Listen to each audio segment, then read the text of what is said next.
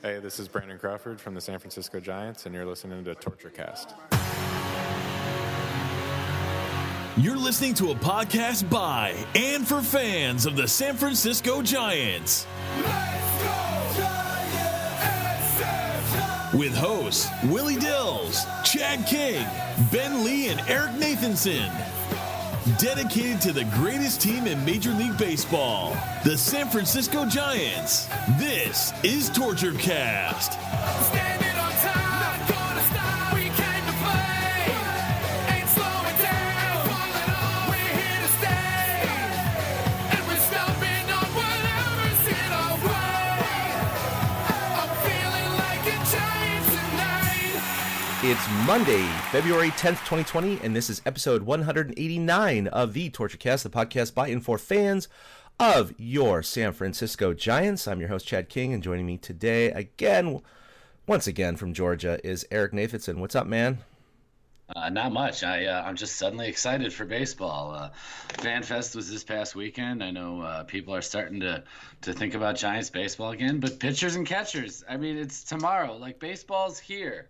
It's finally here. We always feel like the winter is so long, the offseason is so long, but in reality it's November, December, January, and a little bit of February. So it's only like really 3.5 months that we don't have baseball, but it feels like so long, and I'm just so happy to be talking about actual baseball and looking forward to a new season. Like, there's no more goodbyes, no more like parades or anything like that anymore. It's kind of like what's next, where we get to see what's next now as Giants fans. So I'm happy to be talking baseball and looking at the new old, with Hunter Pence and so on coming back, the new old Giants of 2020. It's just, I'm glad baseball is back. It's weird. We'll get into this. Yeah, it's a strange dichotomy that Farhan seems to be exhibiting here, but like you said, it's really only 3.5-4 months, but it just seems like such a dark time. Even though there's Christmas and the holidays and Happy New Year, and there's still football, and you and I are football fans and all that stuff. We love our families too. Yes, absolutely. Families? I don't know what you're talking about. I don't. Okay, I guess maybe we're supposed to, but anyway. No. Right. But yeah, they're back, and I know most sports fans say February is one of the worst months of the year because very little happens. And while that's objectively true, at least that's when spring training starts. So for baseball fans, it's like a rite of passage. It's that rebirth. It's the hope springs eternal kind of thing. Maybe our team will be okay. Everybody has the same record. It's that great feeling, Everybody wants to spew that bullshit line. My team can win it all this year. And the reality is 20 of the teams are not going to win it all this year. And we may be rooting for one of those 20 teams. But it is that time. That is that moment to be hopeful because nothing has happened yet. And that being said, I don't think we're objectively hopeful for the Giants' postseason chances in 2020. But, in a way, it takes the pressure off, I guess, if you will, about any expectations, which is really funny. And I don't want to dive in too much to the Super Bowl, but I do want to talk about it because I'm a 49ers fan and, you're a football fan, obviously a Bears fan. But, speaking from the 49ers fan perspective, going 4-12 last year was, and they've been bad for 3 or 4 years. You just never had any expectations. And coming into this season, it was like, I predicted we have a little pool in our office, and I predicted 6 wins for the Niners this year. And even the best prognosticators, most hopeful people I saw put them at 500, 8-8, They blew those expectations away, obviously, winning 13 games. Those 3 losses were all in the last drive, the last play of the game. They were that close to being a perfect record. They obviously crushed the Vikings and the Packers in the playoffs after getting the number 1 seed barely by an inch. As they tackled Hollister. That was something, wasn't it? This season, yeah. And I just want to, if you guys don't care about the Super Bowl with the 49ers, fast forward about 5 minutes. Just go ahead and save yourself. But, the way that it was set up in 2013-14 when the Niners made their 6th Super Bowl, I was 100% certain they were going to win that Super Bowl. Only because I was, bestowed with the fact that the Niners were 5-0 in Super Bowls, right? And how could they lose one? They're the 49ers. Yeah. They don't lose Super Bowls, right? And going into that game, I was supremely confident because even with the Giants, with the 49ers, with the Warriors, with whomever, I'm always a very skeptical person. I'm always thinking like, oh, they're going to lose. They're going to lose. They're going to lose. They're going to lose. They're going to find some way to lose. And that game was my only, I think, championship game where I was 100% confident that my team was going to win. And obviously they went down quickly. The lights went out. They came back, and they had those 4 plays, first and goal, 3 passes to Crabtree, and that was the end of the Super Bowl. And that crushed me. I mean, it really did, because I was like, I felt like a kid who found out that Santa Claus wasn't real. You know what I mean? It was just like, whoa, the Niners did not win a Super Bowl because it was set up to win it in dramatic fashion. And of course they were going to win it. I mean, that was a no-doubter. And they didn't because of the stupid play calling. And then we fast forward to this Super Bowl, and I did not have that supreme confidence, but I felt like, God, the Niners had the best turnaround, tied for the best turnaround in NFL history. They got the number 1 seed by an inch. They crushed the Packers and Vikings. Their running game is just solid. Yeah, they're playing Mahomes and the Chiefs, but traditionally defense, top 5 defenses beat top 5 offenses in the Super Bowl. So I felt good going into this one. And obviously the game, fast forward to 7.5 minutes left in the game, was going exceptionally well for the Niners. 2010. 20-10. And the wheels fell off. And, I could sit here and, blame the play calling by Shanahan being way too conservative. In the end of the first half. That was a weird one, by the way. Oh, my God. I hated it. I was screaming at my TV. I'm not a Niner fan. I picked the Chiefs. I'll be honest. I was rooting the Chiefs the whole way, and I was trying to be good because I know you all love the Niners and stuff out there. And you're my audience, and we all love the Giants together, and I don't want to alienate myself. But I love watching the Chiefs. I love Mahomes. They're fun to watch. Like, our household's gotten into them. But I was screaming at my TV about what Shanahan was doing at the end of the first half. Like, he let like 40 seconds run off before the 2-minute warning. Yeah. And then they came back and he let like another 40 seconds run off. So when you got the ball back with 1:10, you had 3 timeouts, but you had 1:10. And then after 2 running plays, you throw the ball down the field once, you get 1 completion, and everybody gets excited, but no, pass interference, and it derails it. So he didn't even give the team a chance. You had to have been going crazy at that point. So me and I went to a very large Super Bowl party, and I played flag football and pulled my groin, long story, but I'm sitting there with a beer, nursing my injury, and I'm talking with a couple of, my friends who are devout 49er fans. And once they got to that 4th and 10 and they had to punt, it was like, yes, they're going to have time to score before the half, and they get the ball. Right? Yeah. And the clock is just going. And, they're in the punt formation, and the clock's just going. And then they show John Lynch, the GM for the 49ers, up in his box, going, timeout, timeout, timeout. And no, he just let it roll. And they kick it, and then, handoff, let another 20, 30 seconds roll off. Then it was a 20-yard pass to Jeff Wilson. And then it was suddenly like, oh, well, now we're in good field position. Let's take a shot. And then there was that 44-yard pass to Kittle that got called back for I mean, look, I am not going to blame the loss on the refs, but the refs did not help the Niners this game for many reasons, and it just put them at a disadvantage, I would say. The Niners shot themselves in the foot, don't get me wrong. They are the ones that lost the game. I'm not even going to say the Chiefs won the game. I truly believe the Niners handed the Super Bowl to the Kansas City Chiefs, but it did not help that the refs had some really, really bad calls. That was one of them. Was it technically pass interference? Yeah, maybe during the regular season, but usually in the Super Bowl they let them play. And certainly with the no calls on the Chiefs for holding and offsides in the fourth quarter, it just kind of it was contradictory to the pass interference call on Kittle because it was a bunch of hand fighting. And he had him beat anyway. And that's the sad thing, is that he had him beat and he would have made the catch anyway. But that being said, Steve Young was on the KNBR show earlier this week on Thursday, and it was the first interview he had with KNBR since the Super Bowl, and his main message was this. Because he's a quarterback, obviously. Yeah. He's like, imagine you are Jimmy Garoppolo, and you realize you're getting the ball back with 2 minutes left, and the coach lets the clock roll. And then you get a kick, and then you hand off and let the clock roll. The message is loud and clear. I do not trust you to get the ball down the field. I think you're going to throw an interception, fumble, or go 3 and out, and Kansas City's going to get the ball back, and Mahomes with, a minute left is going to score. I don't want that. So Steve Young was really pissed about that, saying that Shanahan it was a clear message. It was a clear message to Jimmy G and the offense. I don't trust you to score.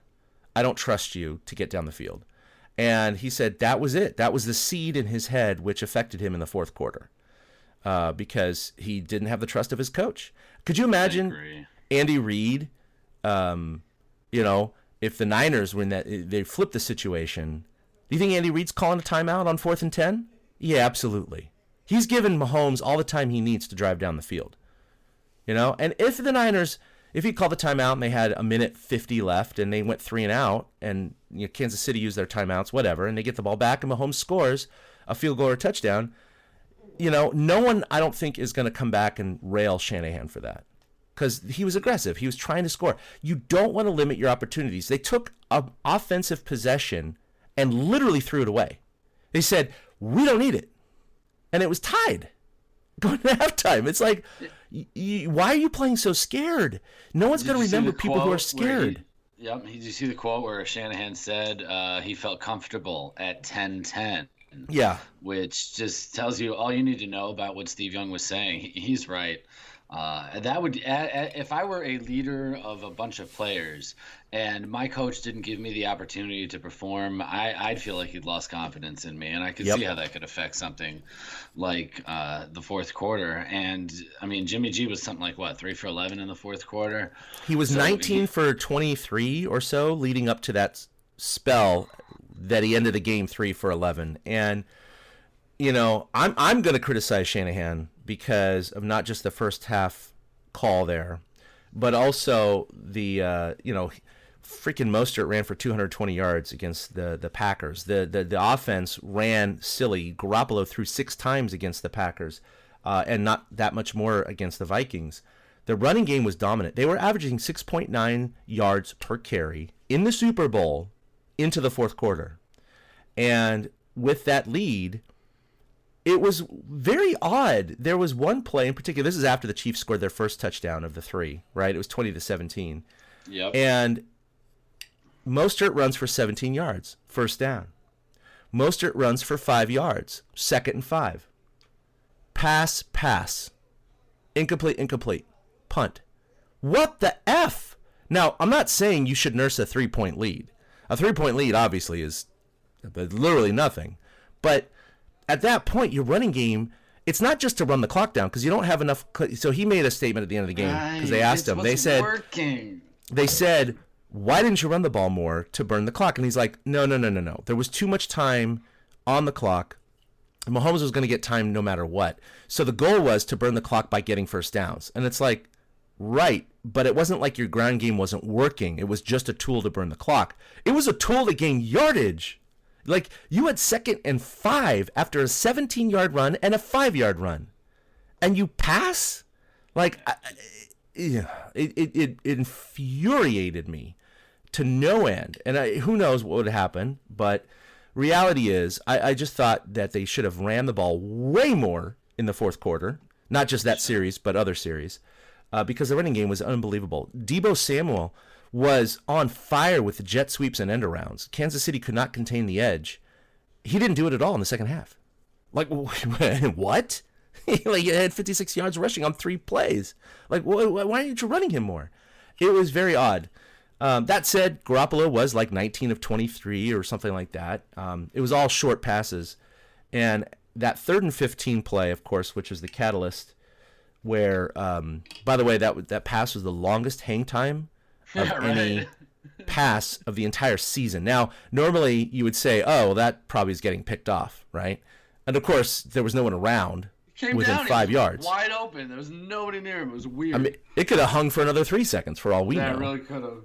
And it was so sad because obviously the coverage broke down. The secondary just, I don't know what happened. I don't know who to blame, if it was, Sherman or Morris. I don't know who the hell the fault was to be blamed on. But I will say this: Armstead was in his face when he launched the ball, so it was an incredible throw by Mahomes. Tip of the cap to him. But oh my God, the replays of Bosa getting murdered in the flat. That was frustrating because, again, let him play. I get it. But, you call Kittle for a little push, a little touch, and then Bosa's getting freaking love hugged over in the corner, and he can't get to Mahomes. There's no holding call there. That was frustrating. But, and there was the offsides. Kansas City was like offsides by like 3 yards. He was like jumping in the neutral zone. I saw that live. We were all like, oh, there's a flag. Free play. And it was incomplete. It was like, don't worry. There's there's no flag? Where's the flag? How could there not be a flag on something that I can see on a tiny little TV in a bar, you know what I mean, while I'm half inebriated? How they have NFL officials on the line just to watch for that. And I see it on a tiny TV from far away. I don't get it. I'm not saying the fix is in. I don't know how the officials blow some of these calls. But reality is, besides those calls, the Niners, their vaunted defense allowed 3 straight touchdowns, 21 unanswered points. And the offense decided to go 3 and out 3 times, or 4 and out for the last play. And then there was no timeout called. So after that, I was questioning, you've probably seen the replays, but Kittle and Sanders and Samuel will open so many times in that last couple of series. Because Baldy breaks it down great. Yeah, exact. Baldinger, just great breakdown. It's because, they were relying on the checkdowns, the little short plays, and it seemed like Kittle really got tunnel vision. And he was like, here's my primary. Oh, here he is. Throw to him. He didn't go through his progressions at all because he had Kittle and others open down the field, and they were pissed. You could see them, their body action was like, I was open, dude. And they were wide open. And that play over the top on the 3rd and 10, first of all, they're only down by 3 points at the time, or 4 points. I question, why are you shooting for the end zone when you're at the Chiefs' 49-yard line with 1:45 left and all 3 timeouts? Right? To show that you do have confidence in your quarterback and that you don't doubt him like you did 30 minutes earlier. I guess. Honestly, I think that's my only explanation for that. To Sanders' credit, he got open. He was open. He had his man beat. He had the step. Yeah, absolutely did. And, Garoppolo completely overthrew him by 5 yards, and he just missed the throw. Now, that said, that was the aggressive play. And what's funny is that if they had scored a touchdown there, everyone's like, oh, the Niners would have won the Super Bowl. No, there was like 1:40 left. I mean, my God, you would have given Mahomes an eternity. So that's why I question that play, just for the fact that he goes out of the first half not wanting Mahomes to score, but then he calls the aggressive play on a relatively low percentage throw over the top to give you 4th and 10. But if you did score, you have Mahomes with 1:40 left. It just didn't make any sense to me. And, of course, out in the flats, you had Samuel wide open for a first down. You want to know the last time Samuel touched the ball in this game? There was 13:37 left in the 3rd quarter. So it was just after halftime. Deebo Samuel ran around the left end for 14 yards. And 14 yards. That was the last time. And it's incredible to me. He just abandoned that kind of play calling. He shifted gears into a super conservative, but yet not conservative. It was weird. He was like, let's just stop the end around and sweeps that were working, but let's throw more. I don't know. It was an odd thing. So, Shanahan himself, Kyle Shanahan, has obviously lost 2 Super Bowls as offensive coordinator, essentially, after having a 10-point lead in the 4th quarter. And only 3 teams have blown a 10-point lead in the 4th quarter, the Seattle being the other one against New England. And he's commanded 2 of them. He's been outscored 46-0 in the 4th quarter of 2 Super Bowls. It's inexplicable. It really is. And as a 49ers fan, sorry everyone that I went on too long about this. It was extremely frustrating because it's not. If the Chiefs just came out and won a typical football game, I would have said, oh, okay, Chiefs won. They were the better team today. I firmly believe the Niners were the better team that day. I really do. Even though the score doesn't say that, for 53 minutes, for most of the game, the Niners completely dominated that game. And they were like that bad infomercial. They just dropped all their buckets of soapy water and, they had a complete aneurysm at the end. You just don't see that in Super Bowl history. And it was embarrassing and frustrating, and the refs didn't help, and It hurts. It hurts as a 49ers Well, fan.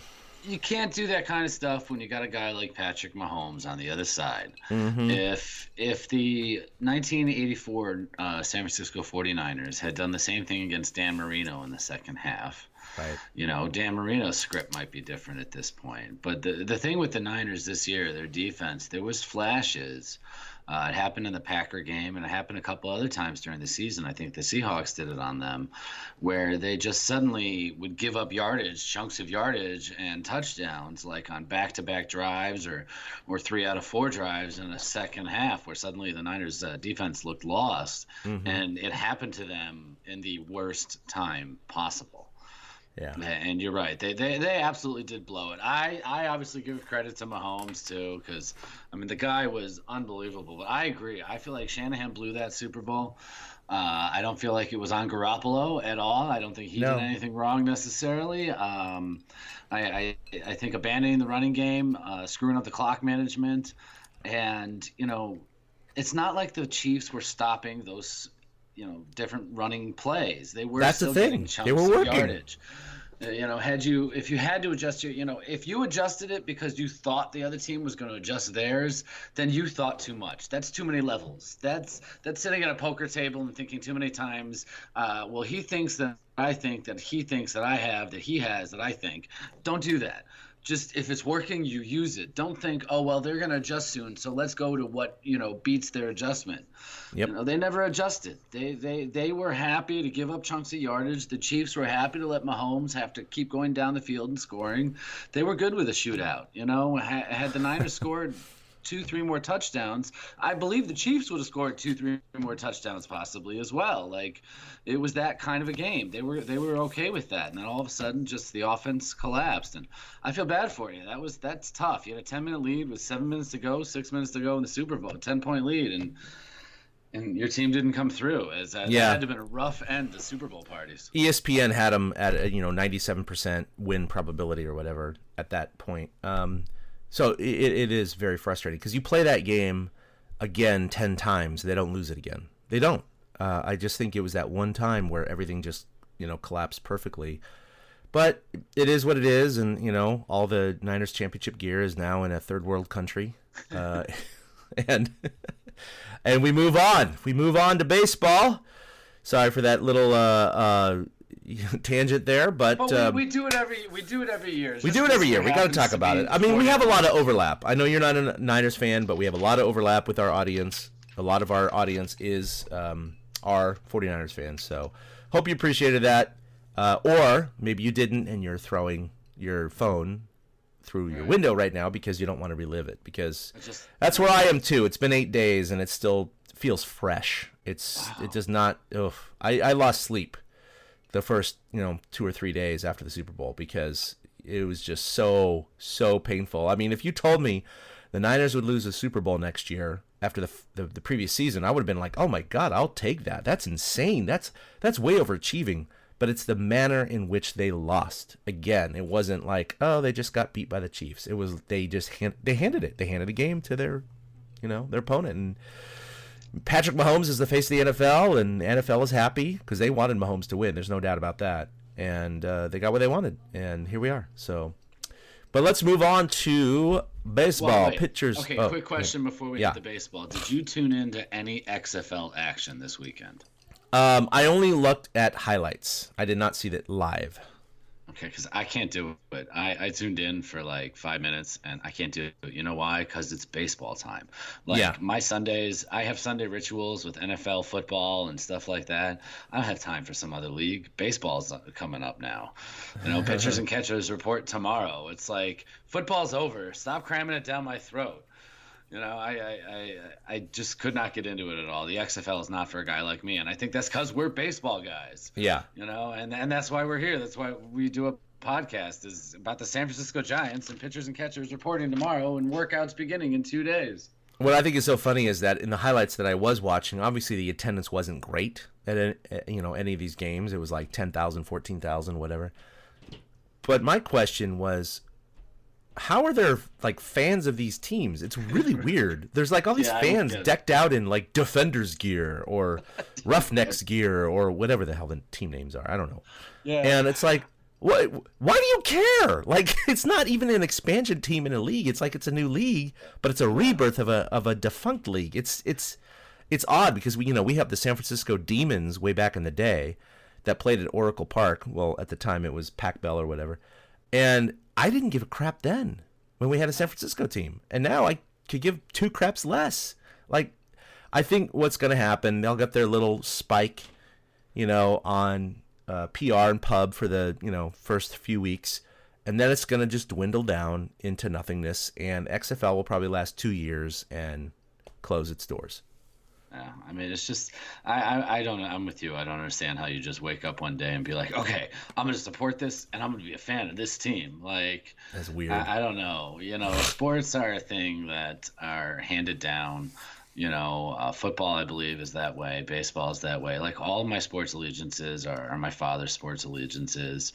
Which is why it's weird that I never understood. My father grew up in New York and moved to Chicago. And he only kept baseball. Like, he was not a New York Giants fan for football. Yeah. He was not a New York Rangers fan for hockey. He wasn't really a hockey fan. He wasn't a New York Knicks fan, really.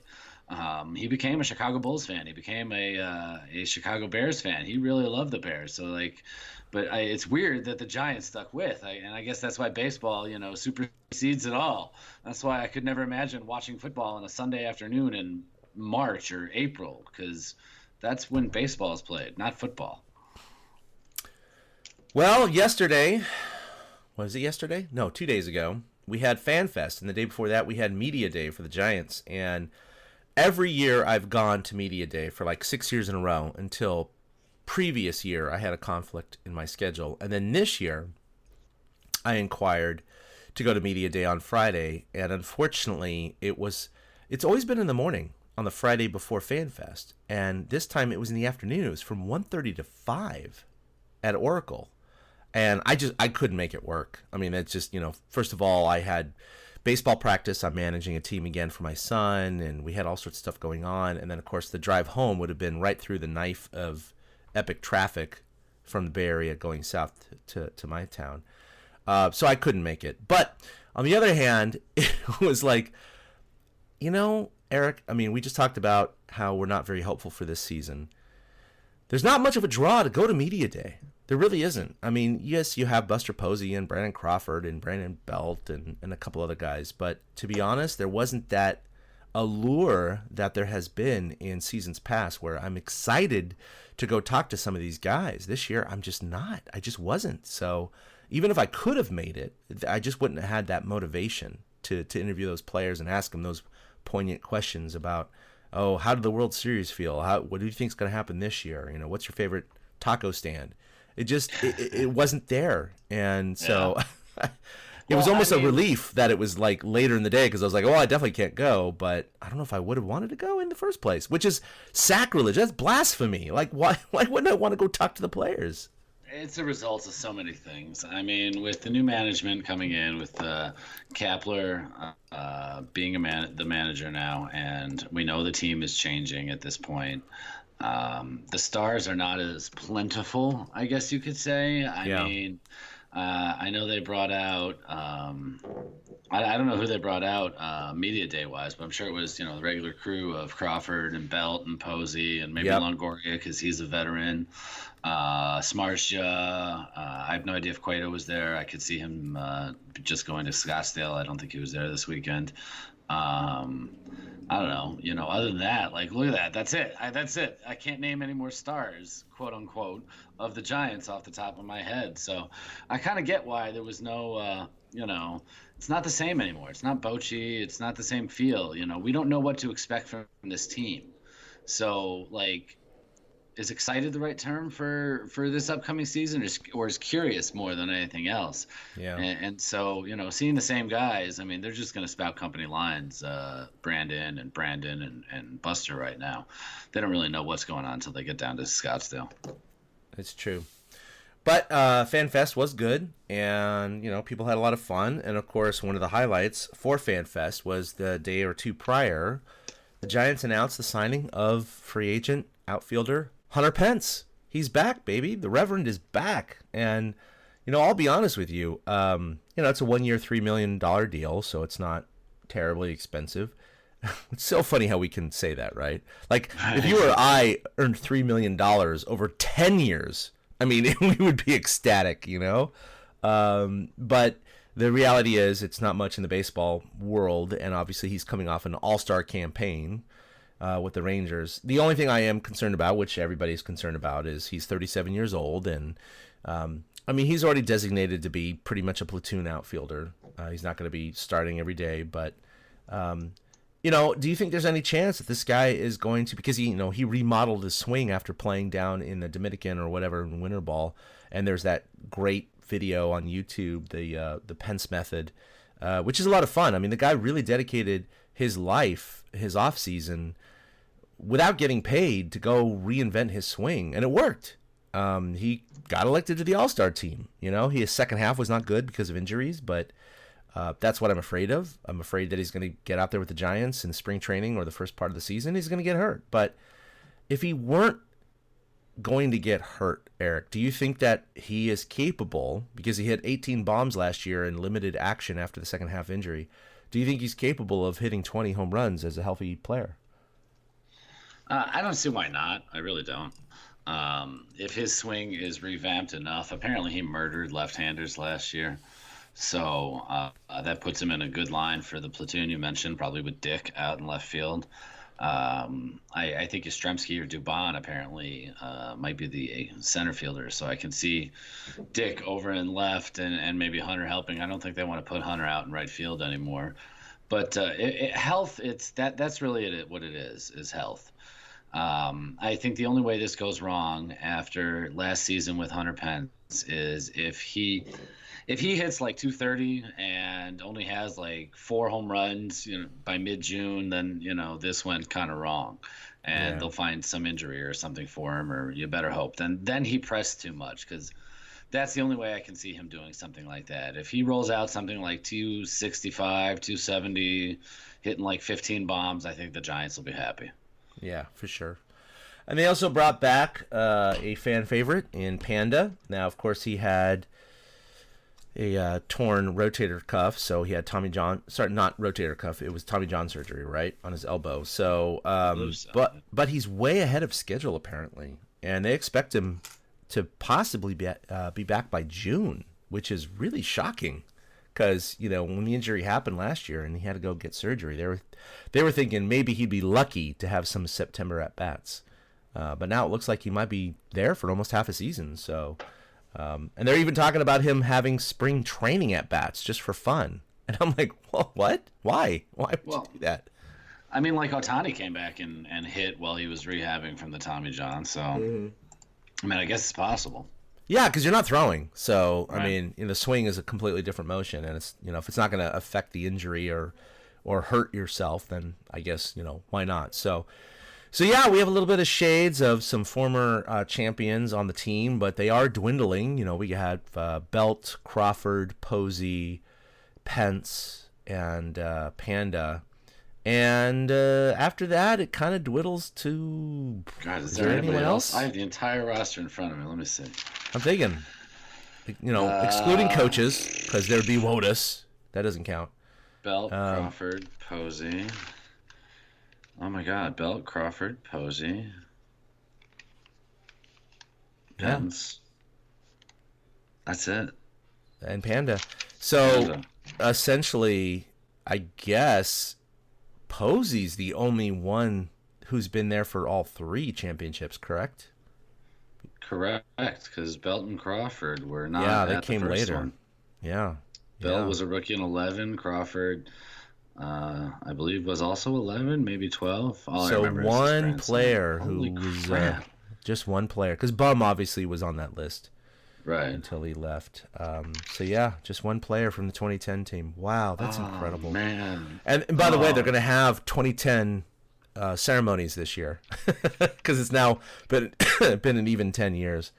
So you'll start seeing that, which is kind of fun. Poor Buster. That's going to feel like this is your life, Buster Posey. I know, right? It's going to be all these guys that he used to play with coming back with gray hair and stuff, and he's going to be like, what are you guys doing to me? I'm still playing here. Right? All right. So speaking about Buster Posey, of course, there's been a lot of talk over the last couple of years about switching him to, first base more permanently.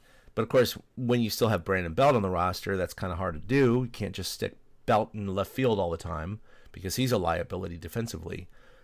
But I will say this. Posey has definitely, he said in media day that he's much more confident this year about his hip. He's optimistic about a bounce back season because he's in much better health entering spring training this year. While running was painful for Posey last February, he's sprinting 4 days a week and says there's a, quote, night and day difference in his hip. So he had the most precipitous drop-off in his offensive stats last year from his career averages. And, I mean, that sounds great, Eric, but everybody expected that last year because he was coming back from that hip surgery. So I don't know if I'm not too confident in much credence being into like, oh, well, now it feels even better. I just think the Posey we saw last year is probably about the Posey we're going to see this year. I'm gonna go early on a limb here for this season and call that Buster Posey has his best season in his last 3-4 years. I think he's going to be renewed and rejuvenated with energy with having Kapler there. I think it's a new role for Buster Posey, as much as like Madison Bumgarner didn't want to play in a Giants uniform for anybody other than Dad, which is what Bochy basically was. I can see Posey's looking forward to a challenge, something new. Posey seems to be the kind of guy who eats information and eats knowledge and soaks stuff in. So I think having a new energy in the clubhouse is going to kind of rejuvenate him. And I think you combine that with the possibility of Kapler moving him down or to the 2 slot in the order and get him out of the 3-4.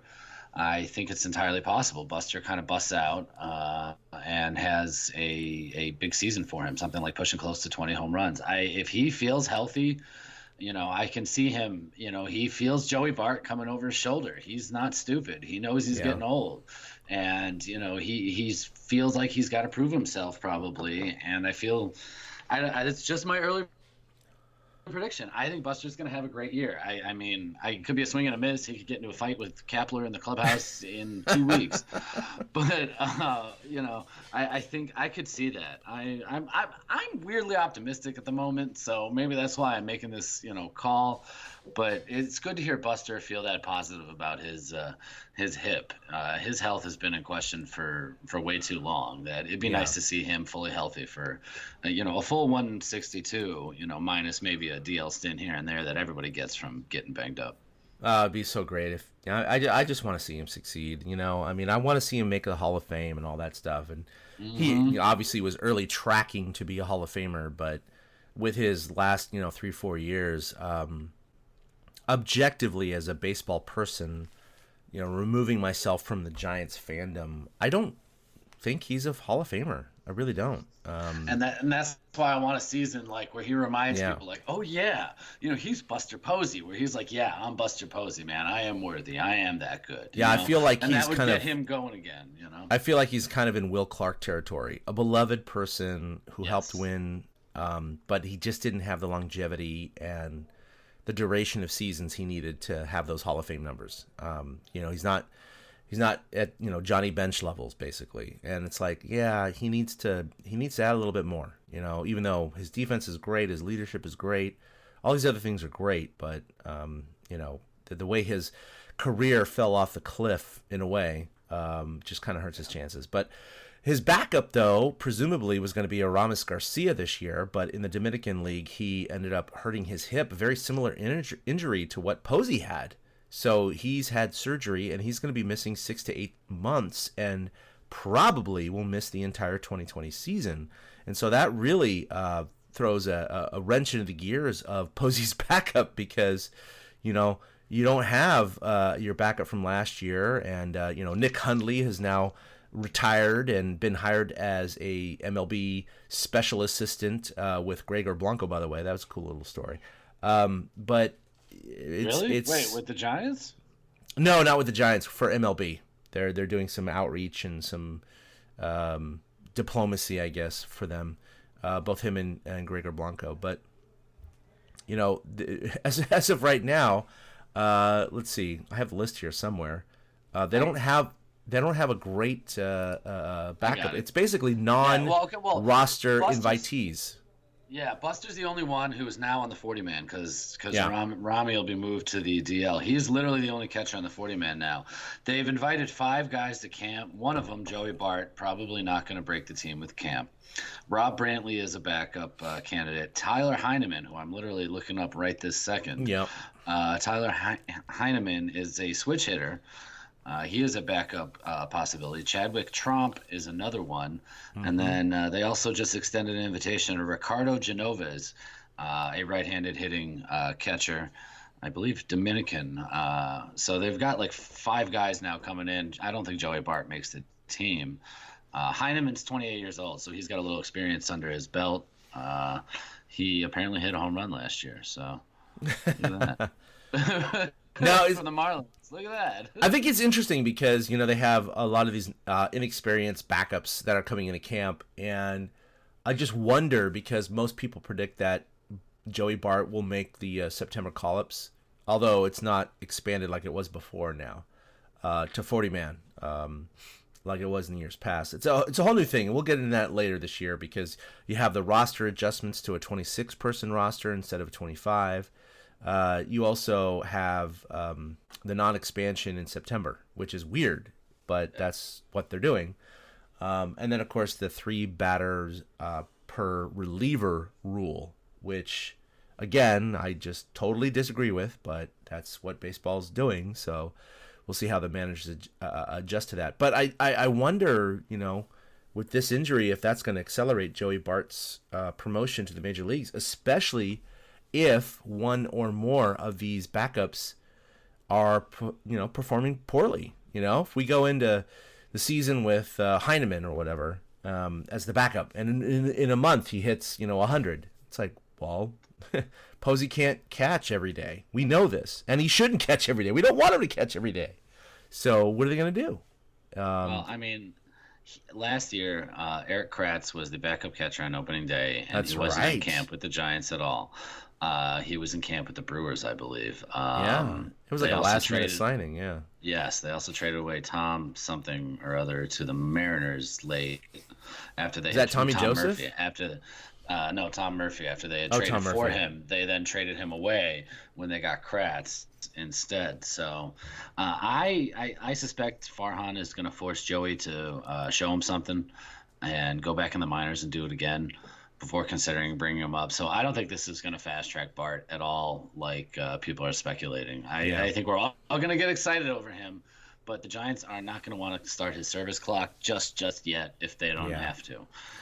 If they want to get more of the team together, a semblance of a team without Joey Bart in the mix, because they then have to figure out other positions to get Joey Bart in the mix. So I think that also is a strike against keeping Joey Bart with the club. So it's going to either be one of these 4 of the guys, Brantley, Heineman, Tromp, Genovez, or some, like I said, some guy they trade for or claim off waivers right before the season starts, because Eric Kratz was that guy last year. All right, so as we start to close out this podcast, I want to read over the transactions the Giants have executed since our last podcast on January 24th. So on January 24th, the Giants sent right-handed pitcher Trevor Oakes to Sacramento. They also sent right-handed pitcher Jake Jewell to Sacramento. On the 31st, they signed free agent Pablo Sandoval to a minor league contract and invited him to spring training.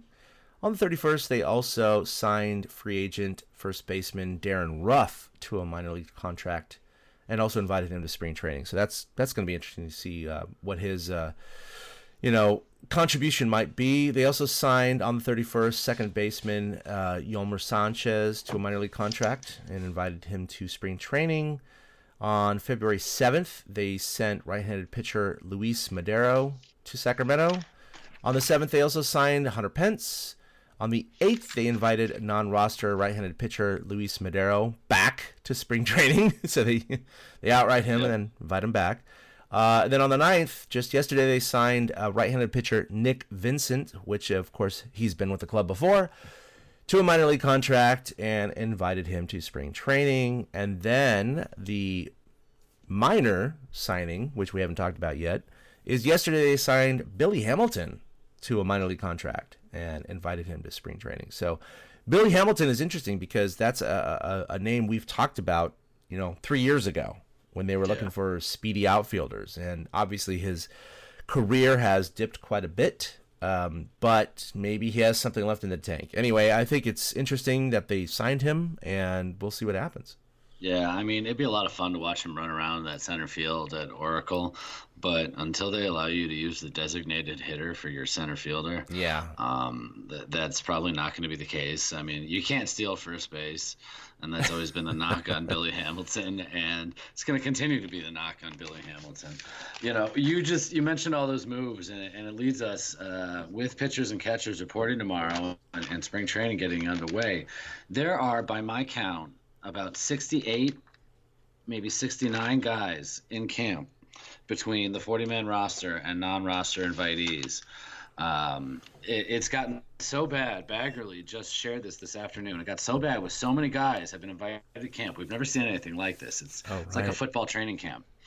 He said the Giants have a problem. As players report tomorrow, not enough numbers. That's what jersey retirements and a 13-person coaching staff will do.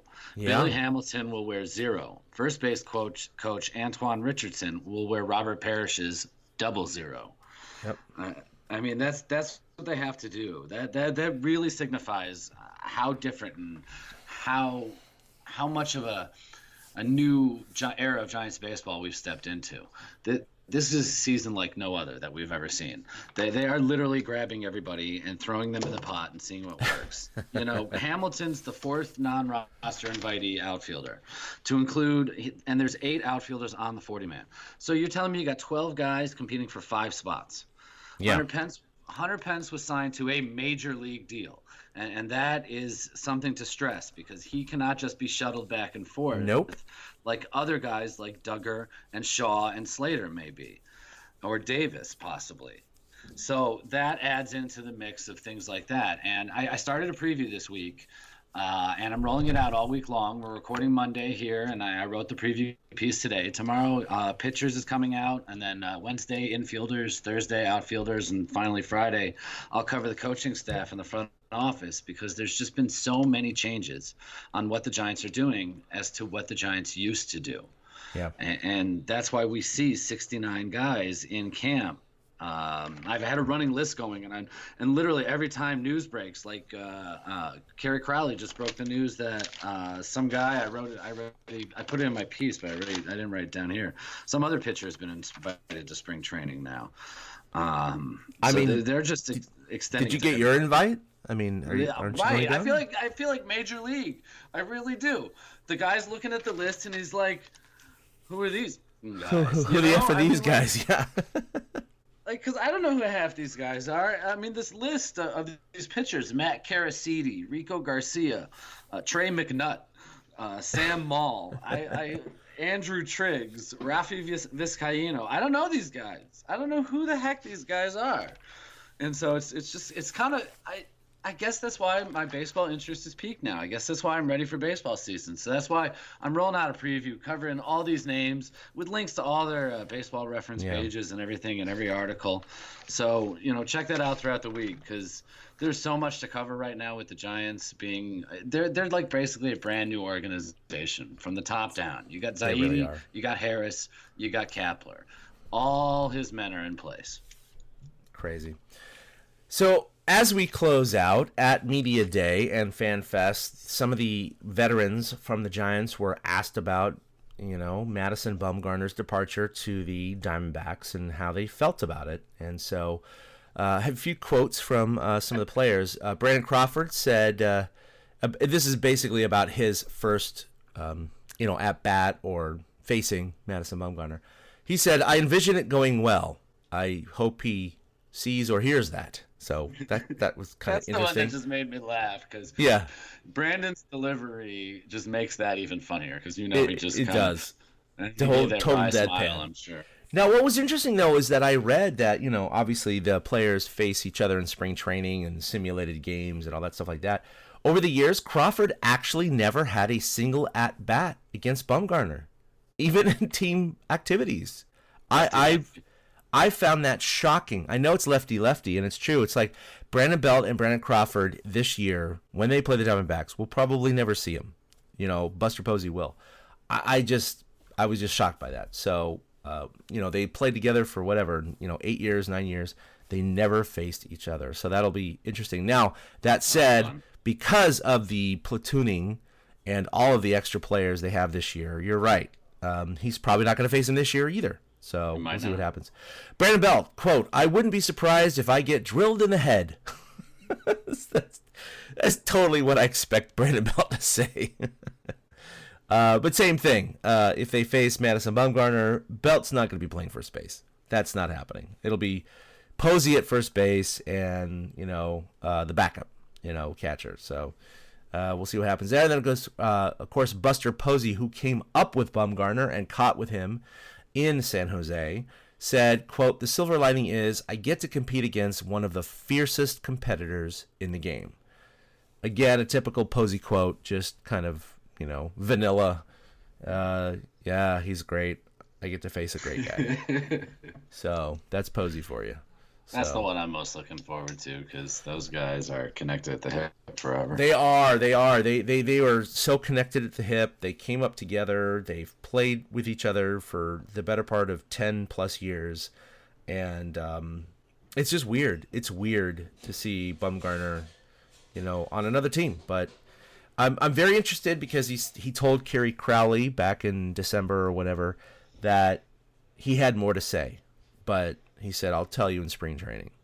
And this is about, and we talked about this last podcast, about his issues with the Giants ownership. So we kind of posited what that might be. Go ahead and listen to 188 to go hear that. But I'm really, really interested to see when Kerry and others sit down with Madison in spring training and try to get a little bit more info out of him to see, what it was that bugged him about not being extended from the Giants ownership. I'm now looking up when the Giants play the D-backs in spring training.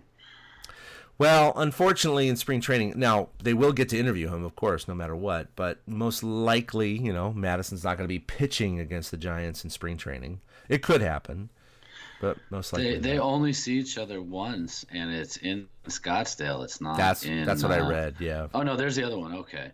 They do go yeah, to Scottsdale. Very limited look time. at that. The D-backs also work in Scottsdale at Salt River Fields. So yeah, it's 8 miles north of Scottsdale Stadium. So they're not too far away, but they don't play each other that much. No, only twice early on, because I guess you don't want to give stuff away. Yeah, that's crazy. But all right, hey, so I also wanted to mention that, you already talked about it at the top of the episode, but Eric is writing for our website, torchcast.com, so go check that out. He just posted an article today, and he has articles coming out this entire week, which is really cool.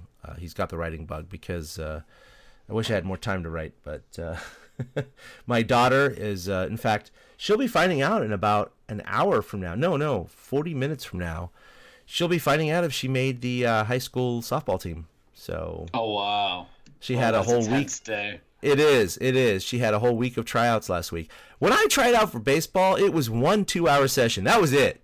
Really? Not me, man. We had days. They had a whole week. They had 5 days from 3:30 to 5:30. Really, it went to 6 every single day last week. And even then, today they post the cut list, so everyone who quote makes the team. You still don't know if you're JV or varsity, because what they'll do is continue to work out over the next few weeks as a team, and then they'll sort out who's going to be on varsity and JV. But that said, she gets to find out if she made one of the teams today, so she's really nervous. We're really nervous.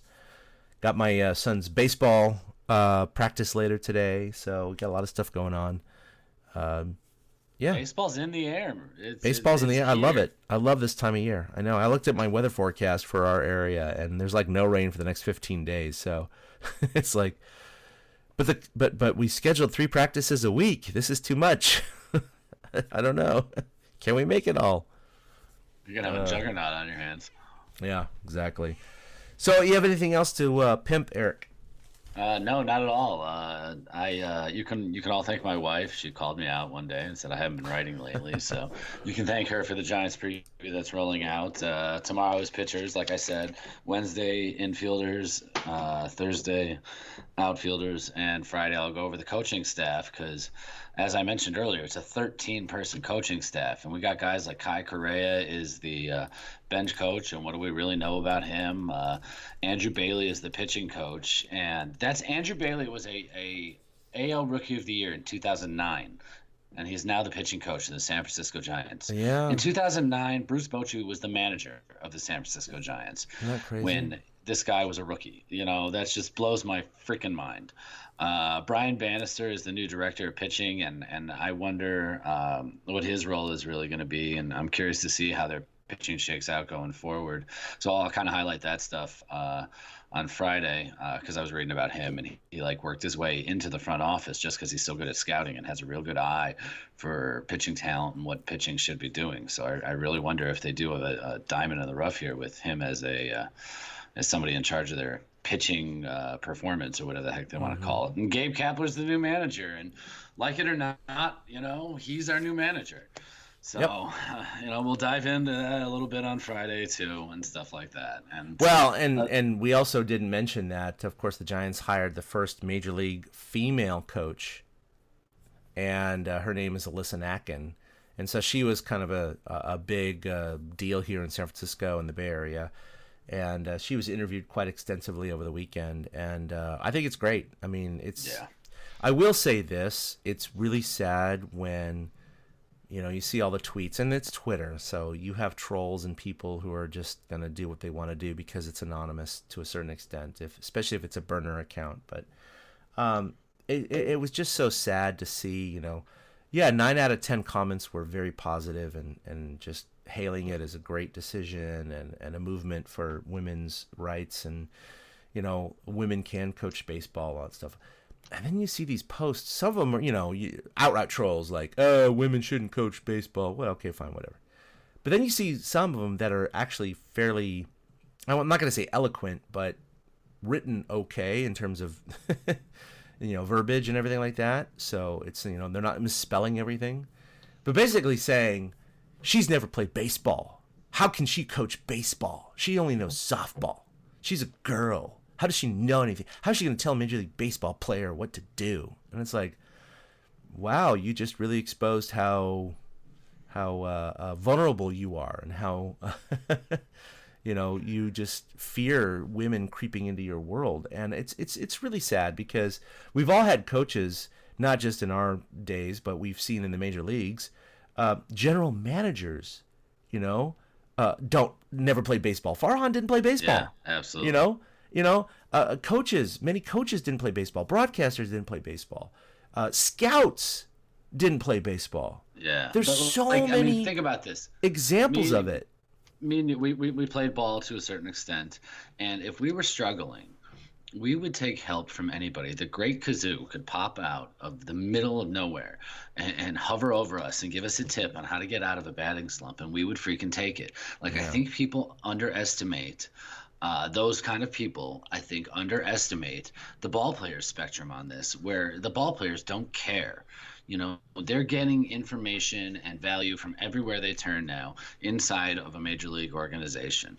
Every coach they talk to is providing them insight or knowledge onto something new or something that they were doing or could be doing or something that they can now see on somebody else or anything like that. And all these guys want to take it because these guys want to make the millions of dollars and retire and have nice lives. It's a good life to be a Major League Baseball player, and those are guaranteed contracts. So most of these guys will foster those kinds of things. I mean, we see these guys go to any lengths to win baseball games. The Astros showed that. So, I think people underestimate ball players on this end and how they really just don't care that she's a woman. They're just happy to have another voice in the room to help them if they don't realize that they're not necessarily meeting the ball at the same point in front of the home plate. Yep. So anyway, congratulations to Alyssa. I think it's fantastic. Yeah, she was a hit. Apparently people were all over her booth. Yeah. No, it's great. And, the one thing I will say is she is 29 years old. So you don't often see a male coach at that age, which is interesting. You know what I mean? But I think that's a product of the fact that she can never be a major leaguer. And, men who are 29 years old are typically not coaching. They're typically still playing minor league ball or something. So I think that's why that kind of happened. But she's a very young. You see GMs, of course. Theo Epstein was hired at age 35 or whatever with the Cubs back in the day. So Our GM's 32 years old. Scott and Harris. that's right. Our Scott Harris is like 32. Yeah. So you get these executives that are young, but you don't typically see young coaches. But I think it's great. I think it's great for her. Wow, that was cool. I don't know. My daughter was just really excited that, she always asks me, do you think a woman could ever play in Major League Baseball? And I've been very honest with her, and I said, honey, the reality is there's only 700 plus major leaguers at any given time. And although I do think there's at least one woman out there in the world that could crack that 700, it's just going to be very difficult because there are another 5,000 men who are almost as good as those 700, and they'll never reach it.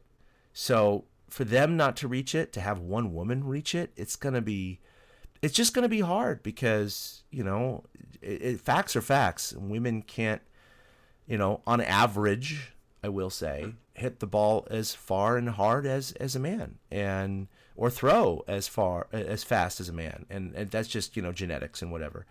But I do believe that there is the ability for a woman at some point who is like that crafty knuckleballer, or, someone who just has the hand-eye coordination of Tony Gwynn and can slap base hits till, the cows come home. I don't know. But, you're not going to see a Barry Bonds woman come up. You're not going to see a Hank Aaron woman come up. You're not going to see a Roger Clemens pitcher type woman come up. It's going to have to be kind of a niche slot for them to fit into. And I hope that happens one day. I really do. That would be great. Yeah.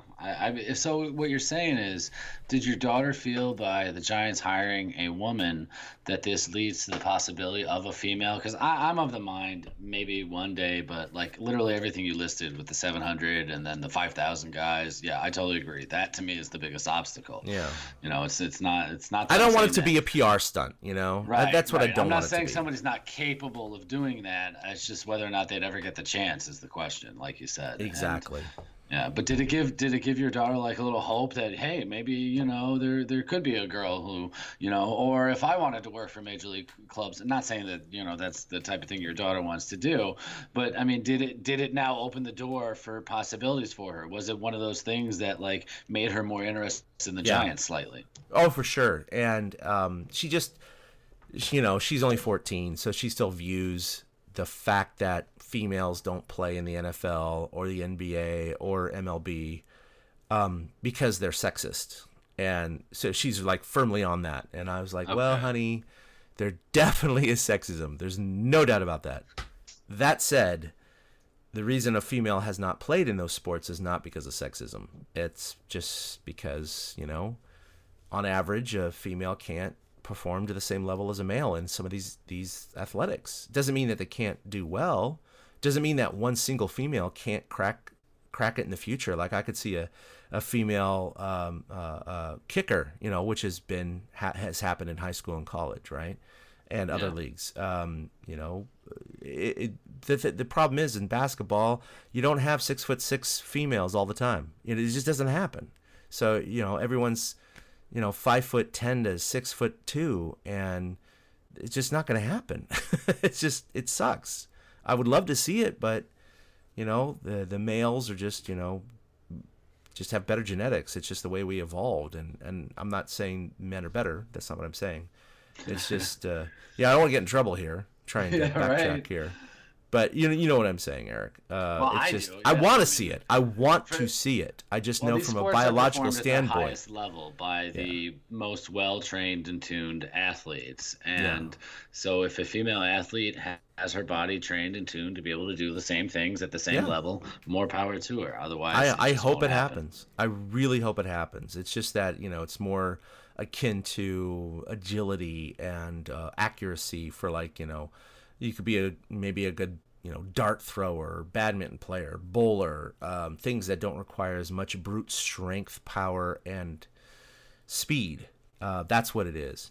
It's the muscular portion of it. Men are just bigger and stronger on average. So it sucks, but I hope a woman does crack it one day. I know that Monet Davis, remember her from the Little League World Series she from likes years basketball ago. too much. She went that direction. No, she didn't. So she signed with a Really? historically black college, and she's now a freshman with I forget the name of the college.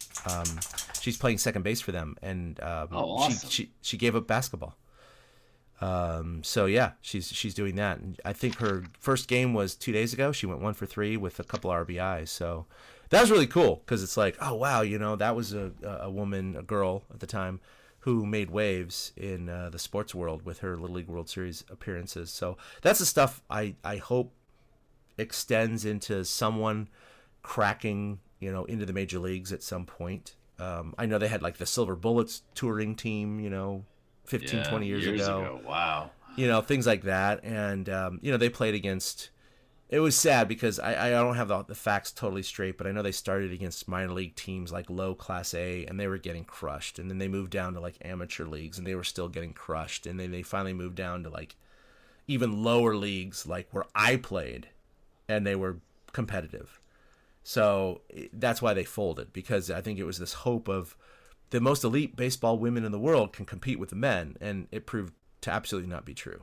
And it just sucked because I wanted them to succeed. I really did. And then when at the end they were playing teams that I played on, it was like, oh, that's not good. That's not good at all. And they finally folded. So maybe one of these days. That's what my daughter always said. Why aren't there any high school baseball girls teams? And I was like, well, honey, that's just, that's not the way things work. That wasn't 15 years ago. That was 23 years ago. I said 15 to 20. So, okay, I was off by another 3 years. Wow. Isn't that crazy? It was the mid-90s, 94 to 97. Jeez, that's way too old. All right, well, I think that's going to do it for episode 189 of the Torchcast. You can follow us, as always, at Torchcast on Twitter, like us on Facebook, find us there. Eric's going to be posting a whole bunch of articles this week. He already posted one today at torchcast.com, where we also post our episodes. You can find our podcast, which if you're already listening to now, you already know where to get them.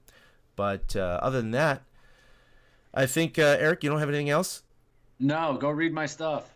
Yeah, go read Eric's stuff. All right, well, we'll see you in, 2 or 3 weeks or something as spring training starts, and we'll be back for episode 190. And, of course, when the season starts up, we'll be on our relatively weekly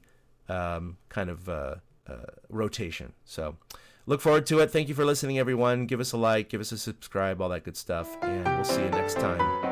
A-boom. A big thank you to everybody for listening to the TortureCast, the podcast by and for fans of the San Francisco Giants. Follow us on Twitter at TortureCast. You can also like us on Facebook or check out our blog at torturecast.com. I also want to say thank you to Ashcon and Bailey for letting us use their song Feeling Like a Giant for our intro. For Ben Lee and Chad King, my name is Willie Dills saying, we'll see you next time.